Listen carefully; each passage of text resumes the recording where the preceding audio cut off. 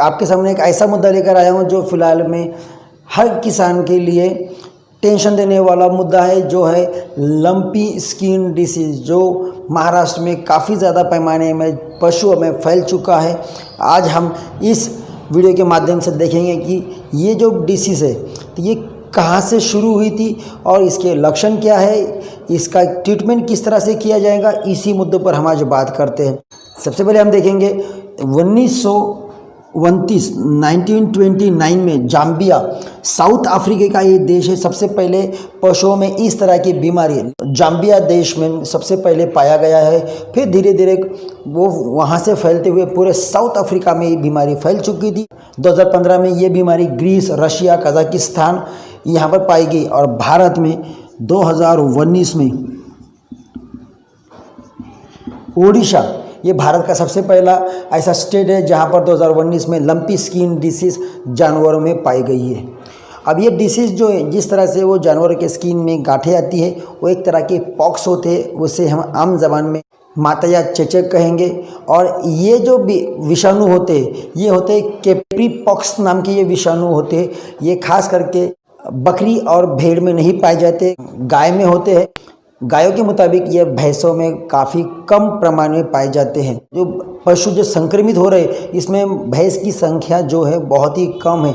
और इतना ही नहीं, तो ये जो विषाणु होते हैं ये जेनेटिक होते हैं, जिसके कारण होते हैं जो जानवरों से इंसान में संक्रमित नहीं हो सकते या इंसानों से जानवरों में संक्रमित नहीं हो सकते हैं।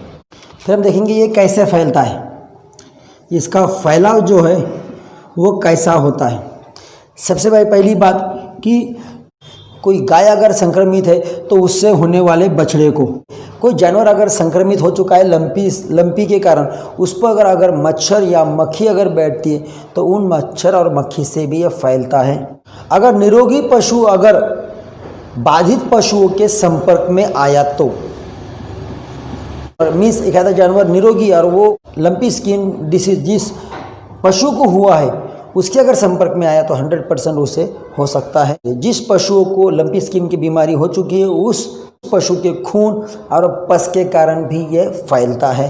क्योंकि क्या होता है कि जब वो जानवरों के स्किन में ये गांठें आती है, ये गांठों में विषाणु होते हैं, फूट जाता है, उसमें से पस निकलना, आम जबान में पस को पीप कहा जाता है, वो निकलना या खून निकलता है, उस पर मक्खी या मच्छर बैठते हैं और वो उसे फैला देते हैं। ये बात अपने ध्यान में रखना चाहिए। और अगर उस संक्रमित पशुओं के संपर्क में अगर एक निरोगी पशु कभी आता है तो वो भी निरोगी पशु, ये बीमारी उससे भी हो सकती है। ये बात का भी ध्यान रखना चाहिए। फिर हम देखेंगे कि इसके लक्षण क्या होते हैं, सिम्पटम्स क्या होते हैं। लक्षण देखेंगे हम इस बीमारी के। सबसे पहले उस पशु को बुखार आता है और ये बुखार तकरीबन 1 हफ्ते से भी ज़्यादा होता है। दूसरी बात कि अगर वो गाय या भैंस है तो वो दूध देना कम करती है।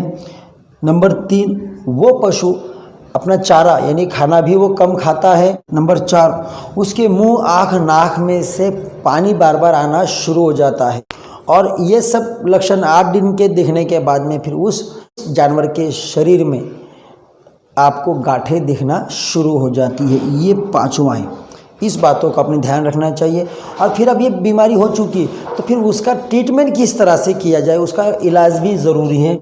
अब सबसे पहले बात आप एक ध्यान में रखिए कि ये जो बीमारी है लंपी नाम की, इसका कोई भी वैक्सीन तैयार हुआ नहीं है। आपका प्रिकॉशन ही आपके पशुओं की जान बचा सकता है और आपका फाइनेंशियली नुकसान, आर्थिक नुकसान होने से भी बचाया जा सकता है। अगर इस तरह के लक्षण किसी भी पशु का अगर आपको दिखते तो तुरंत ही उस पशु को बाकी पशुओं से दूर किया जाए।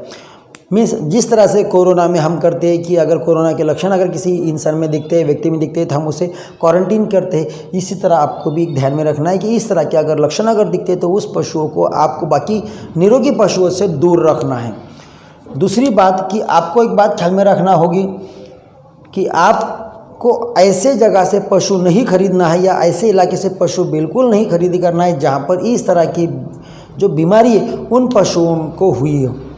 या फिर ऐसे इलाके से आपको आपके पशु लेकर नहीं जाना है जहाँ पर ये बीमारी फैल चुकी है। दूसरी बात कि जो बाधित पशु होते हैं जिनके शरीर में से वो गांठें हो चुकी है, जिनके शरीर में ये गांठें हो चुकी है, उसमें से पस बाहर निकल रहा है, उस पर मक्खी मच्छर बैठ रहे हैं, तो फिर ऐसे जगह बाकी पशुओं को ना बांधे ताकि वो मच्छर मक्खी इन जानवरों पर ना बैठे। नेक्स्ट आपको ये भी करना है कि जहाँ पर आप पशु रखते हो, बांधते हो, तो उस इलाके को या उस जगह को काफ़ी साफ़ सुथरा रखना है ताकि मच्छर और मक्खी ना हो, क्योंकि फ़िलहाल में मानसून चालू है, बारिश चालू है, इस कारण मच्छर मक्खी ज़्यादा होती है। उस जानवरों के पेशाब या गोबर के कारण मच्छर और मक्खी ज़्यादा होने की संभावना होती है और उस कारण ये फैलता है। जिस तरह से हम आम इंसान को कोरोना काल में क्वारंटीन करते हैं, आइसोलेशन में रखते हैं, उस तरह इस जानवर को अगर अलग भी कर दिए। दूसरी बात, पशु डॉक्टर जो होते हैं उनके पास में अगर आप लेकर गए तो उन्हें एंटीबायोटिक वो देंगे या फिर उन पशुओं की जो अंदरूनी शक्ति है तो वो बढ़ाने की कुछ दवाई देंगे, वो आपको देना है ताकि इम्यूनिटी पावर बढ़ जाएंगी, जिसके कारण इस तरह के रोग से वो लड़ सके।